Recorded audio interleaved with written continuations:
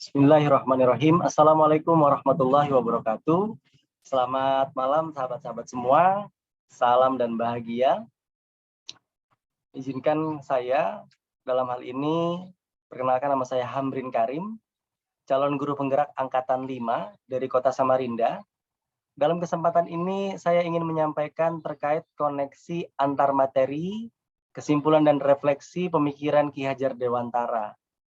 Hal ini saya sampaikan kaitannya setelah saya mempelajari semua isi dari modul tentang pemikiran Ki Hajar Dewantara, maka saya menemukan beberapa pertanyaan yang ingin saya bahas dalam kesempatan ini. Baik, kita lanjut. Nah, ya, refleksi dan kesimpulan. Ada 3 hal yang ingin saya bahas dalam pertemuan kali ini. Yaitu yang pertama, apa saja yang saya percaya tentang murid dan pembelajaran di kelas sebelum saya mempelajari modul 1.1 ini. Kemudian yang kedua, apa yang berubah dari pemikiran atau perilaku saya setelah mempelajari modul ini. Apa yang saya dapat segera, dan yang ketiga adalah apa yang saya dapat segera saya terapkan lebih baik agar kelas saya mencerminkan pemikiran dari Ki Hajar Dewantara. Baik, kita langsung saja kepada poin yang pertama, yaitu tentang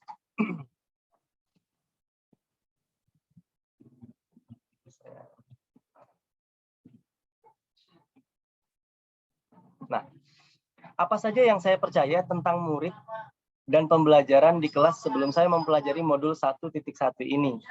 Nah, yang pertama adalah murid saya itu selama ini saya mempercayai bahwa murid saya itu harus menguasai semua materi yang saya sampaikan. Kemudian yang kedua, murid itu harus patuh kepada guru sebagai pusat pembelajaran, atau dalam hal ini bisa disebut dengan teacher-centered learning. Kemudian yang ketiga, murid harus memahami semua materi ajar demi mencapai ketuntasan pembelajaran. Jadi kami mengejar target untuk ketuntasan pembelajaran tersebut. Dan poin yang keempat adalah mengutamakan kemampuan kognitif anak dibandingkan aspek lainnya, seperti keterampilan, bakatnya, dan karakteristiknya. Nah, hal ini tentunya jauh sekali atau cukup bertolak belakang dari pemikiran Ki Hajar Dewantara, di mana beliau berpusat kepada anak. Jadi lebih fokus bagaimana tentang anak atau siswa tersebut atau murid tersebut. Nah, kita masuk kepada informasi yang berikutnya. Nah, apa yang berubah dari pemikiran atau perilaku saya setelah mempelajari modul ini? Nah, yang pertama saya dapatkan adalah setelah saya mempelajari modul ini, itu merubah mindset bahwa selama ini kita percaya bahwa guru merupakan satu-satunya sumber belajar. Ternyata tidak. Banyak sumber belajar yang ada di luar yang sebenarnya siswa juga sudah bisa mendapatkannya secara mandiri. Nah, ini membuat saya berpikir bahwa saya harus open-minded. Saya harus berpikiran terbuka bahwa saya harus bisa menerima kalau ada informasi yang lebih up to date, lebih baru, dan bisa diterapkan di masa sekarang. Jadi tidak lagi menggunakan informasi-informasi yang sudah lama, yang mungkin sudah tidak berlaku. Nah, kemudian yang kedua adalah saya harus merasa lebih cermat melihat bakat anak. Nah, di sini saya mulai berfokus bagaimana cara menuntun anak sesuai dengan kodratnya. Jadi mereka punya bakat, punya potensi yang bisa dikembangkan, diarahkan untuk menjadi lebih baik. Kemudian yang berikutnya, tidak lagi memfokuskan pada penilaian kognitif anak saja. Karena banyak sekali indikator-indikator penilaian lain yang bisa kita lakukan, yang bisa kita kembangkan, bisa kita telusuri, kita bisa eksplor lebih banyak, yang mana itu pasti akan sangat menguntungkan anak, karena mereka bukan hanya lagi dilihat dari sisi kognitifnya saja. Karena bisa saja ada anak yang mampu di bidang seni, tapi di eksak tidak. Kemudian ada beberapa hal lagi yang berikutnya, itu adalah lagi lebih memerdekakan anak dalam belajar. Nah, di sini yang perlu dikulik lebih banyak lagi, yaitu di mana mulai ada interaksi yang cukup signifikan antara murid dan guru, saling bertukar pendapat, saling berdiskusi untuk menentukan bagaimana role model dari pembelajaran yang ingin diterapkan.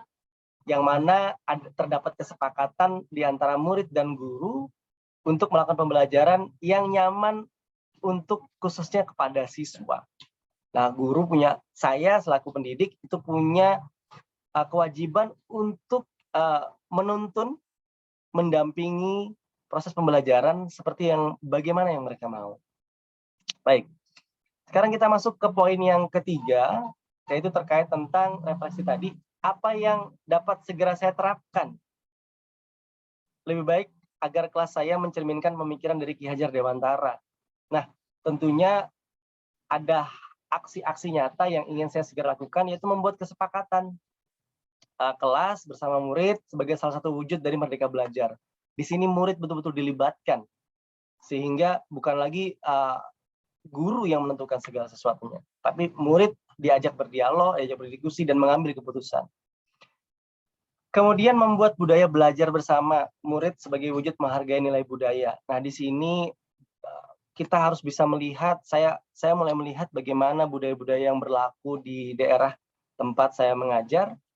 Di sana saya mencoba untuk menghargai dan berusaha dengan sebaik mungkin untuk menghargai budaya-budaya yang berlaku di sana. Jadi betul-betul kita harus ajak untuk berdiskusi.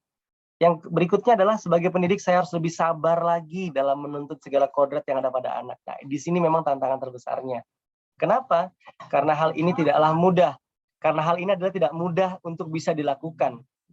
Karena perlu kesabaran yang sangat tinggi dan pemikiran yang cukup luas untuk membuat dan mendampingi serta menuntun anak-anak untuk bisa melakukan kodrat-kodrat yang dia miliki, potensi-potensi yang dia miliki untuk bisa berhasil.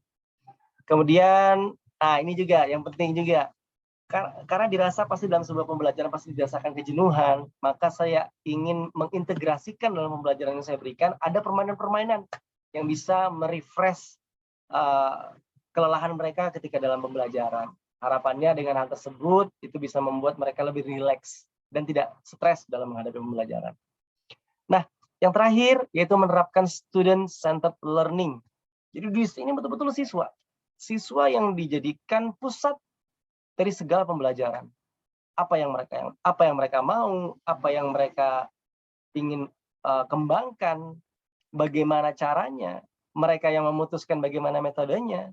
Nah, tugas kami selaku pendidik mendampingi, menuntun agar mereka tidak keluar dari, memang merdeka, tapi tidak keluar dari koridor-koridor yang seharusnya.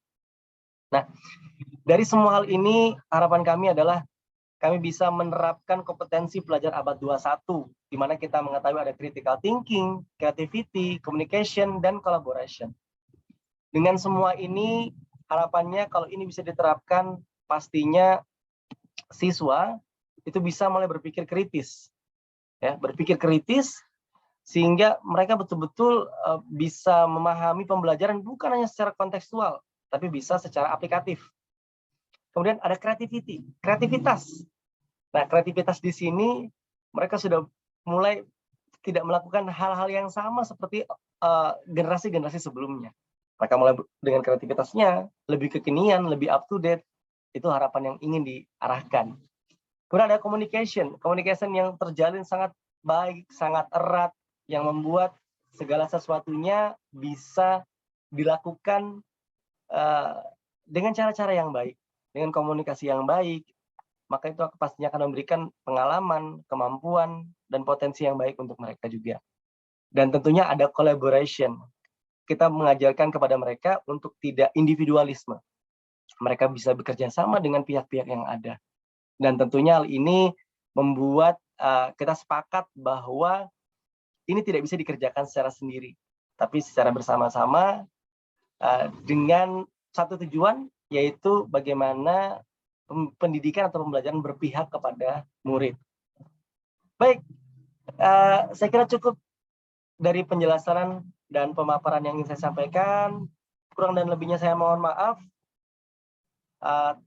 Salam dan bahagia untuk kita semua. Semoga kita semua diberkahi. Bagi para pendidik, semoga menjadi pendidik yang ikhlas untuk mendampingi dan menuntun siswa-siswanya. Kemudian kepada siswa, semoga mereka semua bisa berhasil dengan potensi-potensi yang mereka miliki. Terima kasih, saya akhiri. Assalamualaikum warahmatullahi wabarakatuh. Selamat malam.